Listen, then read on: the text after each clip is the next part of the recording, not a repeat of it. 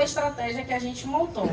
A gente primeiro fazia esse levantamento de todas as despesas fixas, porque nesse momento, quando a gente começou a investir, a gente não era nem casado ainda. Mas como já tínhamos receitas, a gente fez esse levantamento dos gastos fixos que a gente tinha e do que sobrava, a gente separava 50% para essa reserva e 50% a gente passava o mês. No primeiro momento vai gerar impacto, porque a gente já estava acostumado a viver com 100% que sobrava, mas era um mal necessário.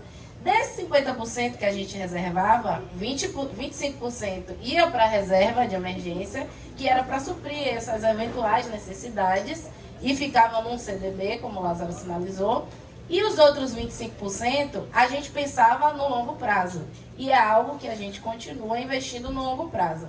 Mas como estávamos no início, tinha certo temor. Quando eu abri a conta no banco digital, eu ficava com medo do dinheiro sumir. Porque era uma realidade nova.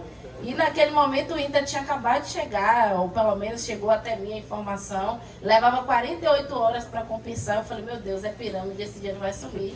Mas enfim, tomei coragem, continuei estudando. E aí fizemos a transferência para o Inter e do Inter para a Clear, que é a corretora que a gente usa até hoje, usamos outra também, mas começamos pela Clear. E aí, até chegar ao valor dessa reserva de emergência, a gente todo mês, no caso, como a gente é autônomo, não temos um dia de salário, a cada alvará que a gente levantava, a cada novo cliente, a gente aplicava essa mesma fórmula de 50%. 25% ia para a reserva, 25% a gente comprava título público. Que só para vocês terem uma noção, no CDB você está emprestando dinheiro ao banco. Ao invés de o banco te emprestar dinheiro, você emprestar dinheiro ao banco. E no título público você está emprestando dinheiro para o Brasil. E aí a gente ficou aplicando esse método até atingirmos a nossa reserva. No momento em que a gente completou esse valor, a gente pensou, o que a gente vai fazer agora? Porque já tinha chegado ao patamar de reserva e o título público, apesar de ter uma segurança maior, por ser uma renda fixa, ter uma previsibilidade maior, ele também limita seus ganhos. E quando você começa a estudar, você percebe que a Bolsa de Valores, que é um temor na nossa educação, ou falta de educação financeira, não é tão arriscado assim se você souber onde você está pisando. Porque algo que a gente aprendeu é que o dinheiro não some. Em momento de crise, o dinheiro não some.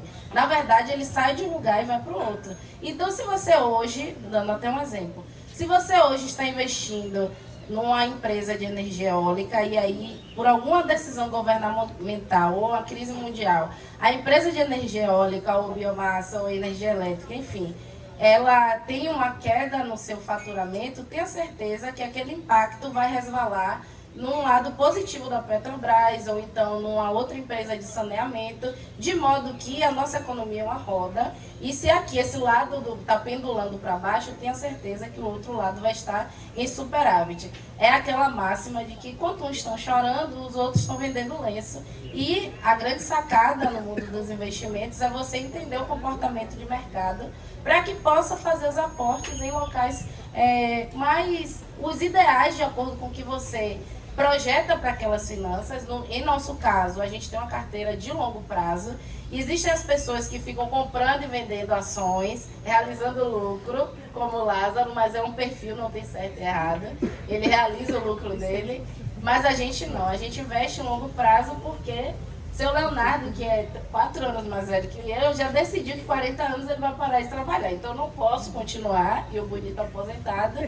Então, a gente construiu esse planejamento de, nos 40 anos de Léo, ele atingir a independência financeira e, a partir disso, mês a mês, a gente procura formas de monetizar cada vez mais o nosso conhecimento, aumentar as fontes de receita e renda para que a gente ajude os juros compostos, que são os nossos aliados, a multiplicar o nosso capital por nós. Não é bem parar de trabalhar, mas é escolher no que eu vou trabalhar. Eu acho justo. Eu não tenho filhos, eu quero ter. Então, eu quero ter umas passagens com eles que, se eu tiver com uma idade mais elevada, eu tiver com uma vida de trabalho um pouco mais acelerada, eu não vou poder, né? Mas, falando um pouco dessa questão de segurança sobre investimento, você presta atenção no que está acontecendo no panorama da economia, né? A gente percebe que no governo de Bolsonaro era um governo mais liberal. Então, era possível você lucrar mais com renda variável. O governo mudou. Agora você consegue perceber que as vantagens focaram um pouquinho mais em renda fixa. Então você também está com a mente focada no que está acontecendo no mundo. Esquecer um pouquinho dessa discussão, né, sobre quem é quem, porque de certa forma ninguém nunca deu pra gente, né? Nada. Se a gente não fosse pesquisar, buscar, a gente ia permanecer no mesmo lugar sem fazer nada.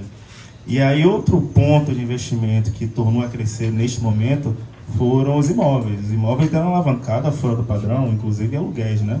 E ainda com a queda dos hotéis, apareceram os aplicativos, né? Airbnb, o Quinto, apareceu também diversos outros.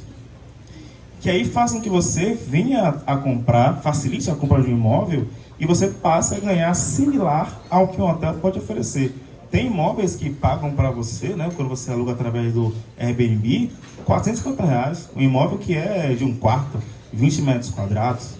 Se você puser na balança 20 dias, né, e uma vacância baixa, vamos supor que você consiga alugar durante 20 dias, você vai ter o equivalente aí no imóvel de 20 metros quadrados, quase R$10.000, sendo que você consegue neste momento pagar o financiamento do seu imóvel, pagar ainda os valores da empresa que vai estar fazendo essa administração para você, porque você pode comprar imóveis em outros estados, né? A gente faz isso, a gente compra imóveis em outros estados e utiliza outras empresas para que elas venham a dar publicidade a esse imóvel que você tem, buscar pessoas que vão estar alugando, venha gerir. Então você tem essa tranquilidade, você faz investimento e você não tem que ter aquele trabalho todo, porque é muito trabalhoso realmente você acabar se envolvendo em algo que você não conheça.